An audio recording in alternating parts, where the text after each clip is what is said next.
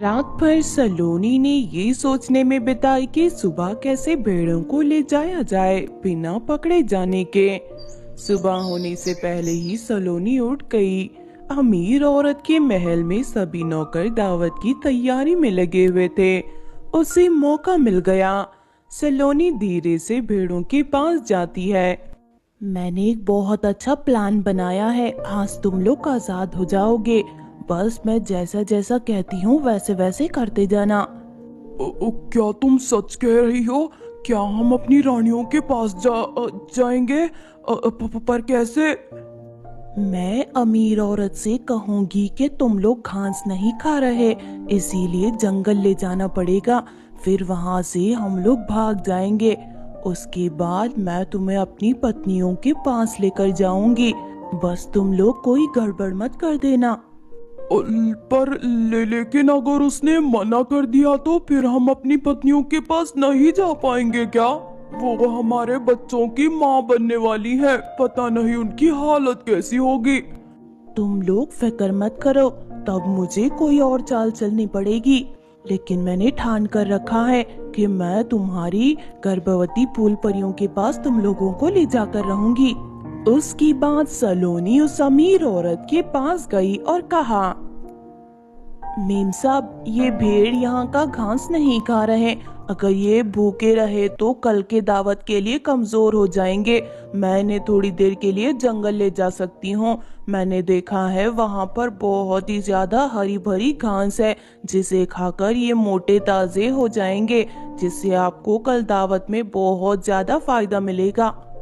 तभी अमीर औरत कुछ सोचने लगती है और कहती है, अगर भेड़ मर गए तो मेरी दावत कैसे होगी? मैं ये होने नहीं दूंगी। कल की दावत मेरे लिए बहुत खास है। अच्छा ठीक है, पर जल्दी वापस आ जाना और भेड़ों को अच्छे से घास खिलाकर मोटा कर देना। मैं तुम पर भरोसा करती हूँ। हाँ मेम साहब, आप फिक्र मत करिए। जब ये वापस लौटेंगे तो आप खुशी से फूले नहीं समाएंगी। सलोनी ने भेड़ों की रस्सी हाथ में ली और जंगल की तरफ चल पड़ी। उसका दिल जोर जोर से धड़क रहा था।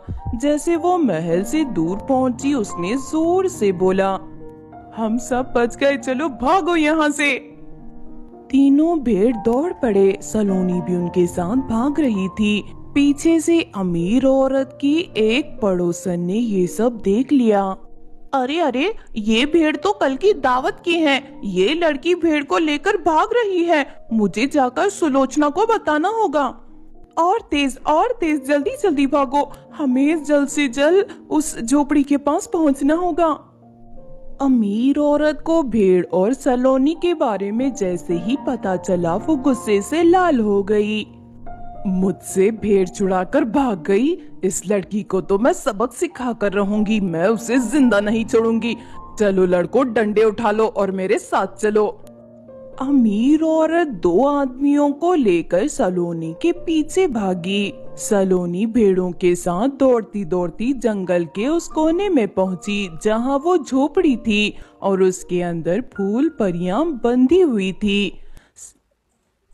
मैंने अपना वादा पूरा किया। ये रहे तुम्हारे पति। मैं तुम्हारे लिए तुम्हारे पति को लेकर आ गई हूँ। अपने पतियों को देखकर फूल परियों की आंखों में आंसू बहने लगे। उन्होंने अपने पतियों को पहचान लिया। अपनी गर्भवती पत्नियों को सही सलामत देखकर भेड़ों की आंखों में आंसू आ गए। राजकुमार भेड़ों की आंखों में चमक आई। मेरे राजकुमार, आप सही सलामत हो। ऊपर वाले का बहुत बहुत धन्यवाद। सलोनी ने जल्द से जल्द चाबियां निकाली और जंजीर को खोला।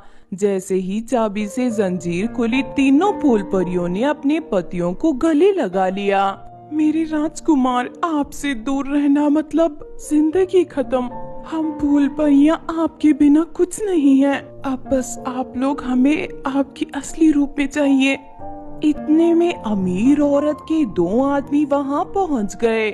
साथ में वो अमीर औरत भी वहाँ आ गई। ए लड़की, रुक जा, तो वही रुक, आज तेरी मौत पक्की है। अमीर औरत के आदमियों को देखकर सलोनी, परियां और भेड़ सारे के सारे घबरा गए। सलोनी डर के मारे एक कदम पीछे हटी। तू अभी के अभी सेठानी के पास चल, आज तो तेरी खैर नहीं। तुझे तो ऐसी सजा मिलेगी कि जिंदगी भर तू भूल नहीं पाएगी। और तुम लोग चलो मेरे साथ, तुमने हमारे भेड़ों को चुराया है।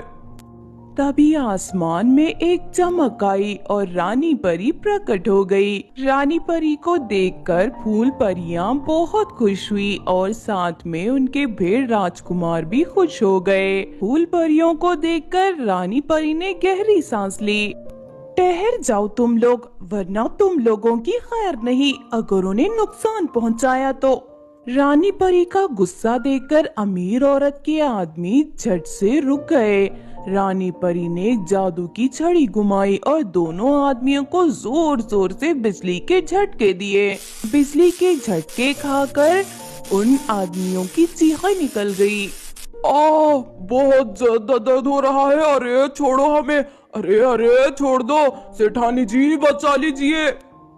अमीर औरत दूर से ये सब देख रही थी। जैसे ही उसने देखा कि रानी परी सचमुच इतनी शक्तिशाली है, वो डर के मारे वहां से भाग गई। रानी परी ने अपनी जादुई छड़ी घुमाई, एक चमक उठी और भेड़ के रूप में जो 3 राजकुमार थे वो अपने असली रूप में लौट आए। मेरे राजकुमार, आपको असली रूप में देखकर मैं बहुत खुश हूँ। मैं जानती थी कि एक दिन आप लोग जरूर वापस आओगे। मुझे ऊपर वाले पे पूरा भरोसा था कि वो हमें अलग नहीं करेंगे। राजकुमारों ने अपनी पतियों को गले लगा लिया। सलोनी की आंखों में आंसू आ गए। उन सबको देखकर वो अपने घाव भूल गई। गर्भवती फूल परियों को अपने राजकुमारों से मिलते देख उसको ऐसा लगा कि उसका मकसद पूरा हो गया, उसकी जीत हो गई।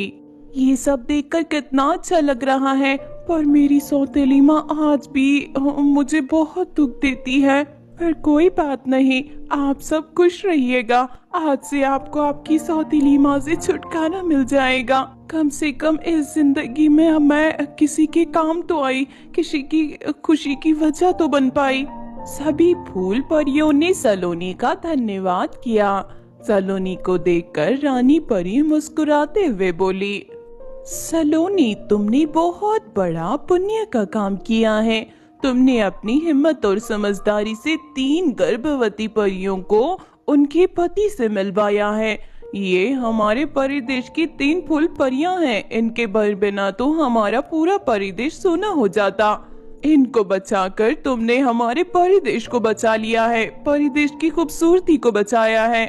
इसीलिए मैं तुम्हें एक उपहार देना चाहती हूँ। रानी परी ने अपनी छड़ी घुमाई और एक चमक के साथ उसके हाथ में एक चमकती हुई पोटली आ गई। वो पोटली सोने के सिक्कों से भरी हुई थी। ये देखकर गर्भवती फूल परियां खुश हुई। ये सोने के सिक्के तुम्हारे लिए हैं। अब तुम किसी के भरोसे की मोहताज नहीं रहोगी। तुम भी अपनी सौतेली माँ से छुटकारा पा सकोगी और अपने एक नए जीवन के रास्ते पर चल पड़ोगी। सोने के सिक्कों वाली पोटली देखकर सलोनी की आंखों में आंसू आ गए। सलोनी ने रानी परी का और फूल परियों का धन्यवाद किया। फूल परियां रानी परी से निवेदन करती हैं, रानी परी, बचपन से हमारी सौतेली माँ ने हम पर बहुत ज्यादा अत्याचार किया है। हमने सोचा कि राजकुमारों की शादी करने के बाद हम सुखी जीवन जिएंगे, पर लेकिन हमारी सौतेली माँ हमारा पीछा अब भी नहीं छोड़ रही। हमें हमारी सौतेली माँ से मुक्ति चाहिए। अब आप ही हमें उनसे बचा सकती हैं। तुम्हारी सौतेली माँ ने जो पाप किया है उसकी सजा उसे मिलकर रहेगी। मैं उसे ऐसी सजा दूंगी कि वो जिंदगी भर याद रखेगी। तुम लोग चिंता मत करो। रानी परी ने हाथ उठाकर आसमान की तरफ इशारा किया। एक जोर का तूफान आया और फूल परियों की सौतेली माँ एक बड़े पिंजरे में बंद हो गई। नहीं नहीं, मुझे छोड़ दो, मुझे माफ कर दो रानी परी, मुझे छोड़ दो। मेरी फूल परियों, मेरी बच्चियों, मुझे माफ कर दो। मैं आगे से ऐसा कभी नहीं करूंगी। मुझे रानी परी से छुड़वा लो। मैं जेल में जिंदगी भर के लिए नहीं बंद रह सकती।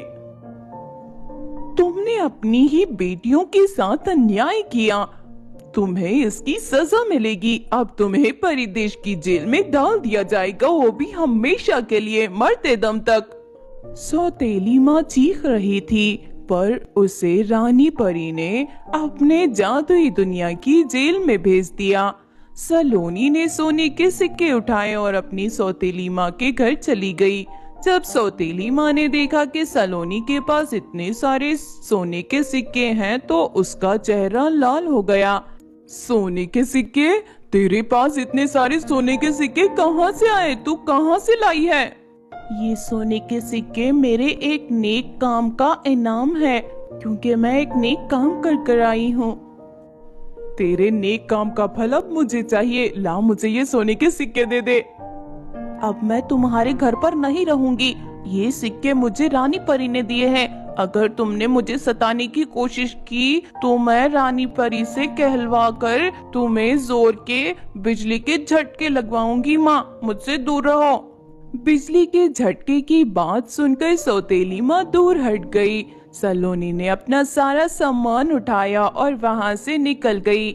उसने अपने लिए एक सुंदर नया घर खरीदा और सुख से रहने लगी। दूसरी तरफ फूल परी और उनके पति भी परिदेश लौट गए, जहाँ उनका राज्याभिषेक किया गया और सब लोग मिलकर खुशी से रहने लगे। ये सच है, नेक काम का फल हमेशा नेक ही होता है और अच्छा होता है।